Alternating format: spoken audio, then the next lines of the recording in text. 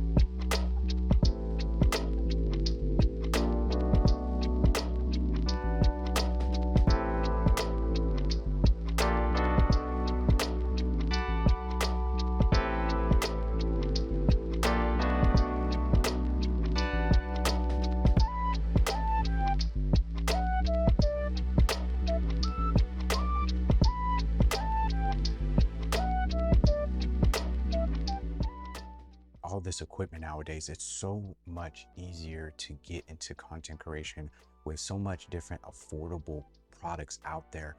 Like if you take a look at the webcam space, Onsbot just dropped, you know, 2 webcams under $100, and I think one of them is like 90 bucks or 99 bucks or whatever, but they're like 1080p, 120 frames per second, and I think 240 or something crazy like that, which I don't know what you're going to do with the webcam for that speed, but you know, it is what it is. But that with like a softbox under $100, you can find a good cob light, like small cheap cob light, for under $200, if not around $100, from a reputable brand. The one I'm looking at potentially picking up can be ran off of USB Type-C charging, like if you have a power bank or something like that, NPF batteries, whatever, like, and that thing's like $156, I think, and it's from Newer, which is a good, decent, reputable brand.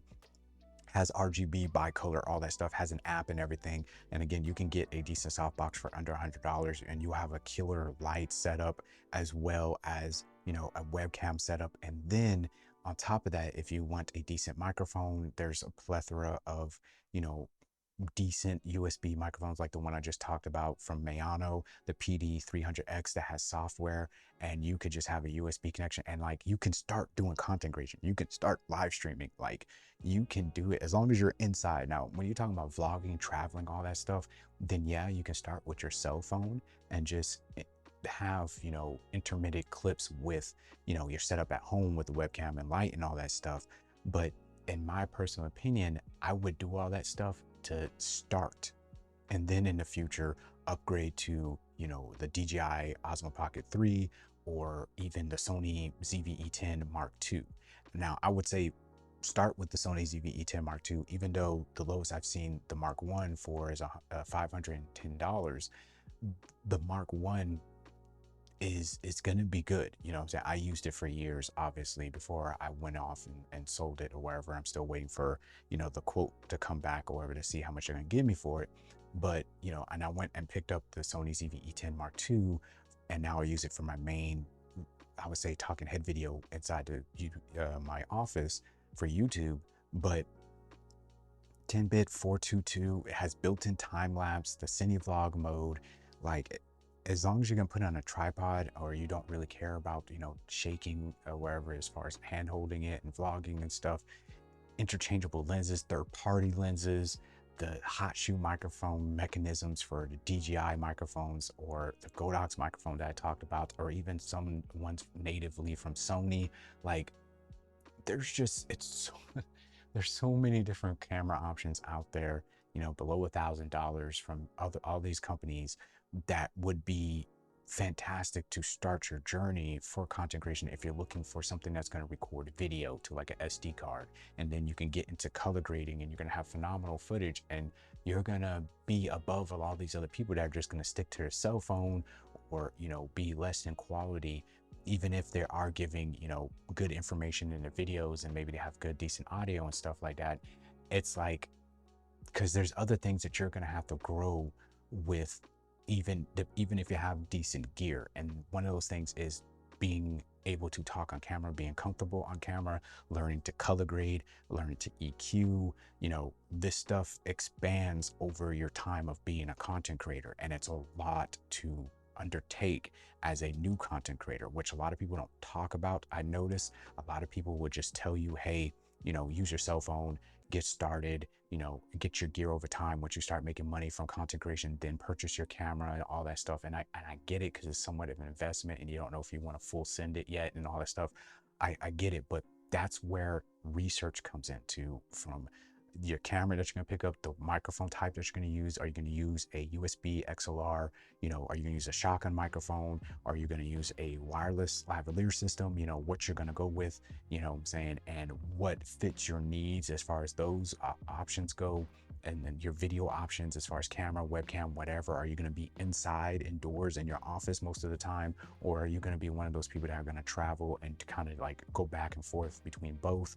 Or Are you gonna be one of those people that don't show their face on screen and just capture their desktop computer stuff? So you gotta incorporate, okay, I'm gonna have to get a PC that's decent enough to, you know, edit 4K footage, do the 10-bit 422 stuff, like all that stuff. Other expenses like buying a program that will allow you to edit, you know, 10-bit 422 footage, you know what I'm saying, and have a decent color, I would say accurate color grading system inside, and allowing you to have VSTs and plugins to EQ your microphone depending on which one you go with. You know what I'm saying? And it's just, there's a lot that comes with content creation. But when you have to do all those things and you're doing it with really budget entry level crappy gear, or you're just using your cell phone with a crappy microphone, like who is going to do better and perform better and get to where they want to get to faster? The person that, you know, took a couple months, did their research, you know, bought gear here, bought gear here, bought gear here. And like I said, you can find these, like half of the equipment to be a content creator nowadays below $200, if not most of it. I would say probably 80% of it under $100. You know what I'm saying? Like the light, the softbox, you know, the light stand, the microphone, you know, everything like that. The only thing that's going to be above that obviously would be like an actual camera, the actual like PC, laptop, you know what I'm saying? Stuff like that. Maybe some software, depending if you go with the paid version of, you know, DaVinci Resolve, which is like almost $300. So it's like, you just got to do your research and find out which one you want to go with and what type of content creator you're going to be, as far as not niching down, but just generalize topics and stuff you're going to cover. Are you going to be a vlogger? Are you going to be a product reviewer? Are you just going to, sorry, I bumped the mic, if you're just going to document your life or something like that? You just have to figure all that stuff out. But that only comes with, like I said, doing research, taking time out your day to figure these things out, and not getting hung up on the research. Don't let the research hold you back and be like, well, I can't start doing content creation yet because I don't have the Osmo Pocket 3, I don't have the Sony ZV-E10 Mark 1 or 2 or whatever else is out there from other camera companies. I don't have enough money to get the camera and the lens and all that stuff. And it's like, buy the important gear to get you established, to get you start recording and all that stuff. Because what's going to end up happening is, if you get that expensive gear, let's say you do go full send and you get that expensive lens, that expensive camera, the most expensive lights and the softbox, and you just get a full decked out office space, then you start trying to do content creation and you're looking around like, why is nobody really watching my videos, subscribing and stuff like that? Like I have all this stuff, like a camera slider, a gimbal and all that stuff. I'm doing B-roll, I'm color grading, I'm learning how to EQ microphones, I'm learning how to edit and all that stuff. And I bought all this gear and now I spent thousands of dollars and I'm not seeing any money in return. That's going to be more daunting and stressful on your mind, and what's going to end eventually make you not want to be a content creator and potentially just give up and sell all the equipment, because you're like, what's the point? The thing about it is that if you bought all those budget things over the course of several months, and then you get started and you're growing your channel and you're learning new editing techniques, color grading, EQ and microphone, all that stuff, you're going to be more likely to continue doing that stuff, because you're like, okay, once I get a bigger subscriber, you know, count, maybe I can start getting channel memberships, people donating or whatever, you know, maybe I can work a little bit more to get a little bit more of my paycheck this week or something like that, or this month. I can go out and finally pick up, you know, an actual camera, maybe after a year and a half, 2 years of doing content creation. Like, if you go that avenue of doing it that way, that's going to be a little bit easier and applicable to you being able to get, you know, some kind of foothold into content creation and power through a lot of stuff that would otherwise take out content creators. Because the sentiment behind content creation, I see this a lot nowadays, even to this day, where people think that content creation is not a real job. They think that it's easy to do until they try to do it themselves. That's one thing I noticed.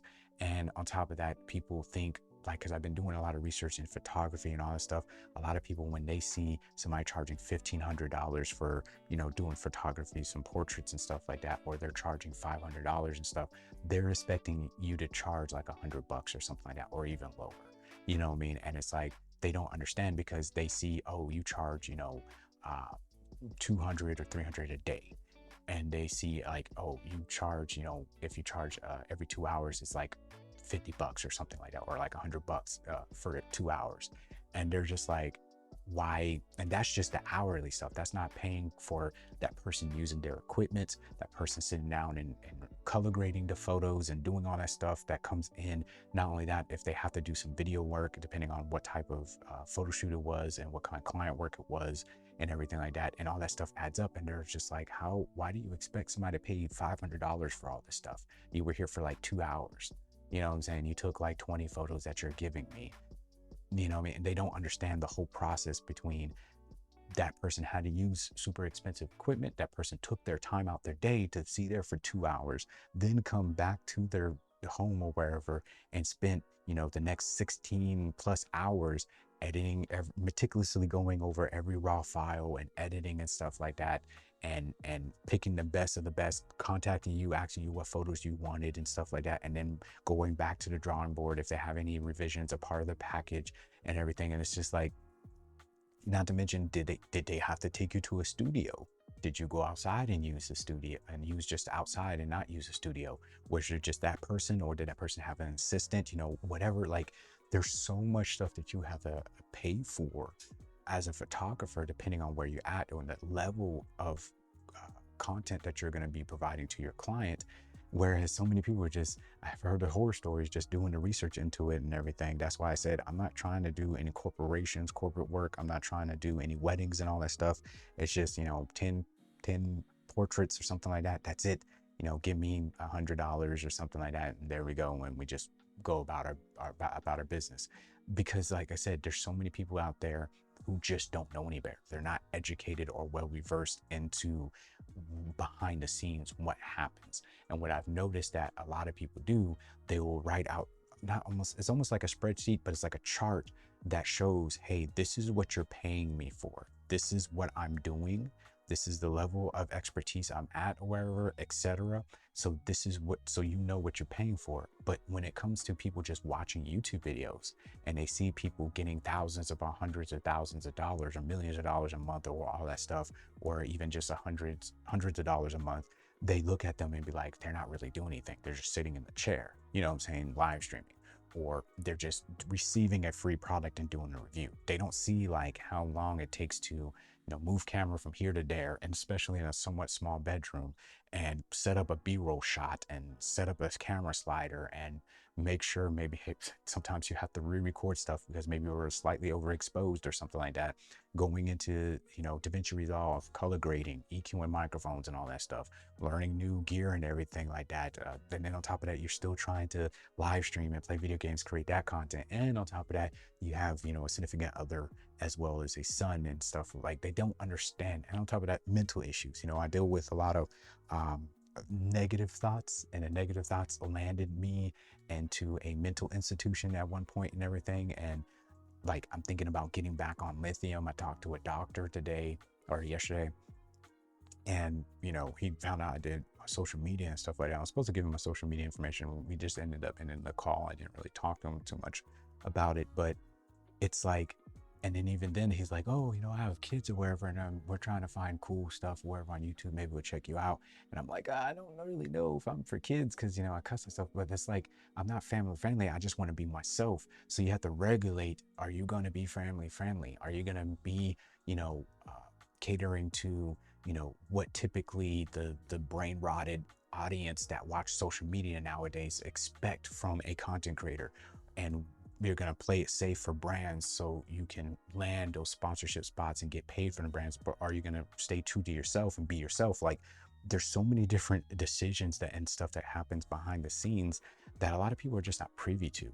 And it takes a lot of time. And that's not even going into social media platform algorithms, learning every single thing that you have to do. And so that's why I just said, I'm not trying to do any of that stuff. I'm just trying to upload myself to the internet, pretty much, you know what I'm saying? And if people like my stuff, then they like my stuff. If they don't, you know what I'm saying, there's the door. You can go, you know what I mean? It's not something that it's going to, like, I'm gonna be about hurt if I don't hit 100,000 subs or 1,000,000 subs or make thousands of dollars from this. You know what I'm saying? If I make any money from this, cool, you know what I'm saying? But I'm not sitting there pushing it for myself to be something that I'm not.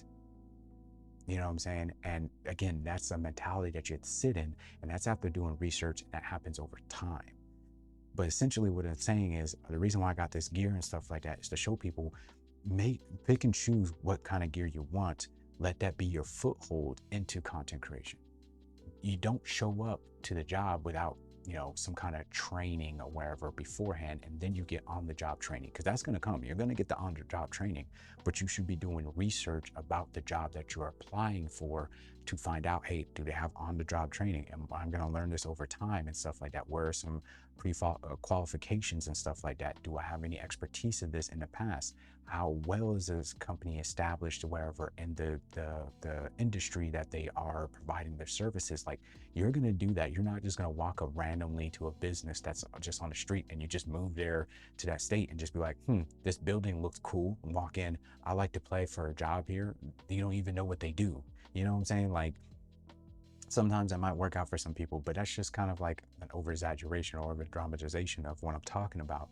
And it's just like, do a little bit of research. It's okay to take a little bit of time before you start content creation. It's okay to eye the gear that you want, make a list and everything like that. And every month, cross something off. Oh, I got the softbox and light this and the light stand this month.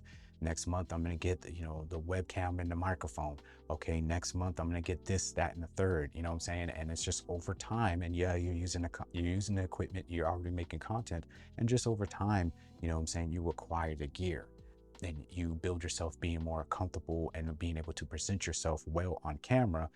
But you also grow as a content creator. You know what I'm saying? When it comes to analytics, followers, subs, all that stuff.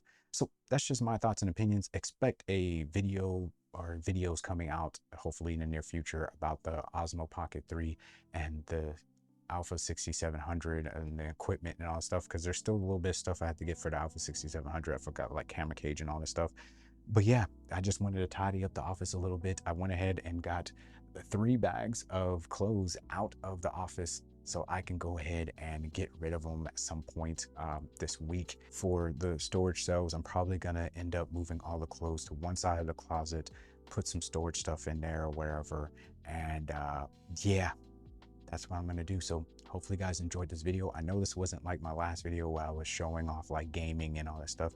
I'm gonna get to eventually that stuff, but I kind of want to use this cozy time to kind of incorporate some content creation education stuff, but also use this time to get some stuff off my chest, some stuff that I'm thinking about in a more, I would say, informal way. So yeah, with all that being said, if you did like it or found it enjoyable or informational in any way, shape, or form, then you can let me know by leaving a like or a comment down below. But with all that being said, I just appreciate your time. Hopefully you guys have a squid-tastic day. God bless you and yours, and deuces everybody. Much love.